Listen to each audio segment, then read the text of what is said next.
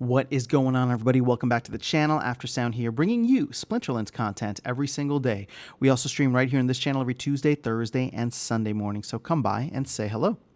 All right, guys, I wanted to talk about something that I know is happening kind of across the board. I've heard it happen for a lot of champion level players that have moved down to Diamond, but my big question that I'm asking myself, so I'm going to use myself as an example here, is should I be moving down in leagues in order to get better or more rewards? And there's a couple of things that I am going to factor in here. So if you're considering this for yourself, you can use the same tools.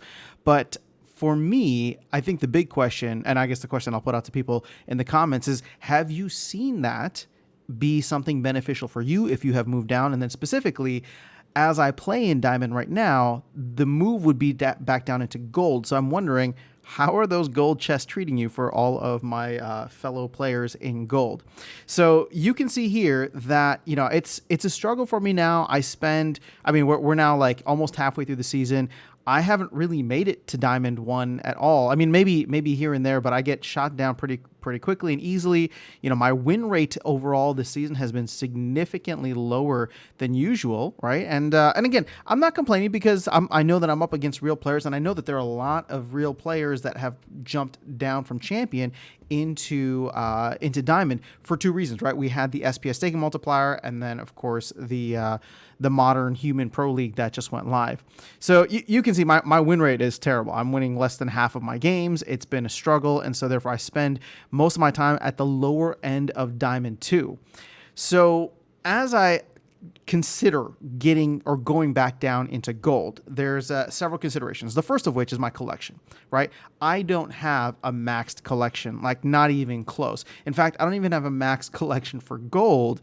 There's a lot of cards that I am still missing on the Gold side, for example. So in a way, like I'm trying to punch above my weight, and I'm definitely getting beat down, and I probably belong in like high Diamond 3, low Diamond 2, which is exactly where I'm at. So the question then becomes, well, do I drop back down to Gold for better rewards? Because I think that my deck can be much more competitive since I do have a lot of cards that are maxed for Gold, including all of my summoners, a lot of my legendaries, right? And a lot of the cards there. So as I consider that, you can see here that there's a couple things. So first things first, let's actually take a look at the multiplier. So if I go into my multiplier right now, you can see that I get an 11.6x on the multiplier. The guild bonus is at 15%. So if we go into the chart, and I have this open here, you can see that I have about 220, 230 SPS staked. So I'd be getting over 12x, which, you know, compared to what was it, 11.6? It's not like anything that high, but it is something to consider that I would be earning more SPS per win at those levels, and hopefully my win rate would be higher.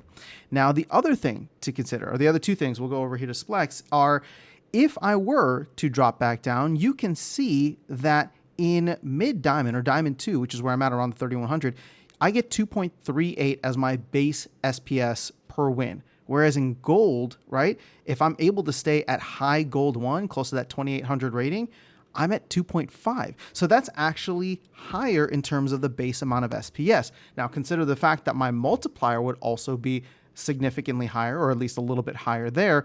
I could be winning more SPS in Gold 1 rather than Diamond 2, and definitely more than Diamond 3, right? So whenever I drop to Diamond 3, I really feel it anytime I get below like the 3100 rating, which has happened, you know, a couple of times here and there. And then the last thing that I'm considering is if you go over here, this is probably the thing that's keeping me in Diamond for the time being, but if you just get like a rough idea for where where the reward value and the reward chest value is, you can see there's a significant difference between Gold and Diamond, right? So on the 3-day, right, it's the historical average is 2x and the medians are more than 2x.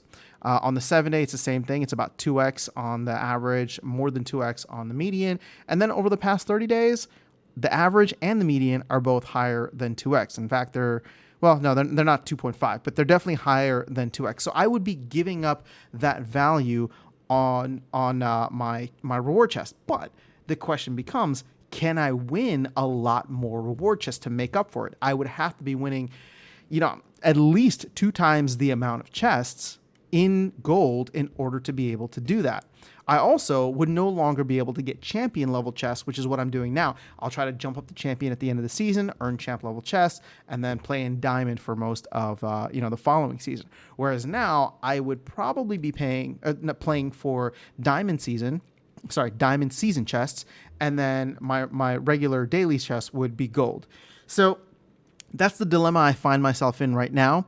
The last thing I'll say about this, and I won't go into it now, but when it comes to what do I want out of the rewards, obviously it's great to get SPS. It's great to get, rewards that have immediate value, and I'm trying to build as big of a stack as possible.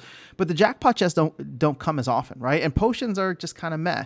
And I know that, there's a higher chance with packs coming in on, diamond chests versus gold chests, but I'm actually wondering how many packs we have left, and maybe I'll try to dig into that for a separate video.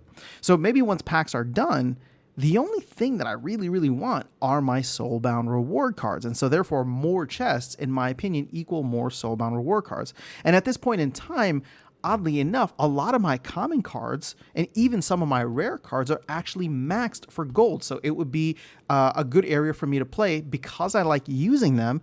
And then I also won't get dinged on anything that's lower or only at like silver level. So if I'm able to build up my reward card collection faster in gold, that could be an option too, right? So, but again, it could go either way because the multipliers are obviously better in diamond, but you get less rolls of the dice because I'm not playing at high diamond versus gold, where I'm able to have more rolls of the dice with, slightly lower odds.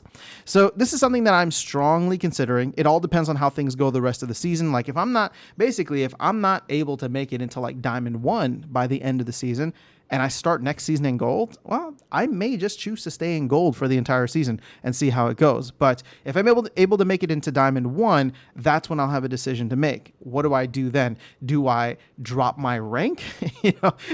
And there's no easy way to do it. You can't just like remove CP anymore. So do I just drop my rank and go to the top of diamond 2 in order to restart the next season in gold 1? I don't know. That's going to be a tough decision to make, but I want to throw this idea out there since we're, reaching the halfway mark for the season and see how you guys are feeling. But overall, these are changes that I'm not upset about by any means. This to me really just signals the fact that we are getting into a place where it's real players playing the game. It's not just bots. We're not, the rating inflation that we all got to enjoy when a lot of bots were punching above their weight is no longer a benefit for us. And so the whole league, the whole player base is kind of reshifting and redefining where they kind of fit in the overall hierarchy of players. And so for me, I know that I've been punching above my weight for a while, thanks to cards like Lux and Dr. Blight. But at the end of the day, I do wonder if playing down in gold would make sense. The final thing, sorry, I know I keep saying this, but the last thing is that if I do play down in gold, one benefit could be, and I know the card rental market is awful, but if I do rent out some of my max level cards for slightly more than renting like a gold version of that, I can pocket the difference and then of course use that to continue increasing, adding to my card collection over time. But let me know your thoughts in the comments below. That is all I have for you guys in this video. Otherwise, I'll catch you all in the next one and see you around the game. Take care.